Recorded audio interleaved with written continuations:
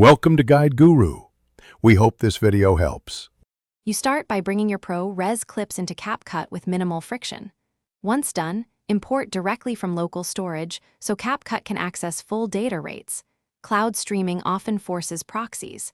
Make sure your project settings match the source frame rate and resolution to avoid automatic resampling. If prompted, choose to retain original color space and bitrate. This preserves detail and avoids early compression. Now that footage is loaded, arrange rough clips on the timeline so you can begin focused trimming and sync. Once your timeline is organized, edit with quality in mind. You should perform trims and ripple deletes first to shorten the work area. This keeps ProRes unchanged until export. Next, apply color correction in small increments and use adjustment layers or clip-level controls so changes are non-destructive. Make targeted fixes with masks and keyframes rather than global heavy LUTs, because large transforms can force re-encoding in intermediary steps.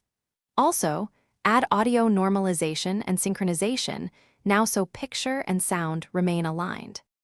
To finish, export using a ProRes preset if Capcut supports it.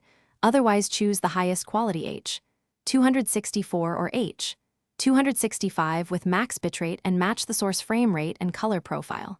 This maintains the look you graded. Once exported, inspect for banding, artifacts, or audio drift. If playback stutters while editing, create a render cache or transcode to a lightweight proxy temporarily. Then relink to originals before final export. If color shifts appear, recheck color space settings and re-export with corrected profile. Thanks for watching.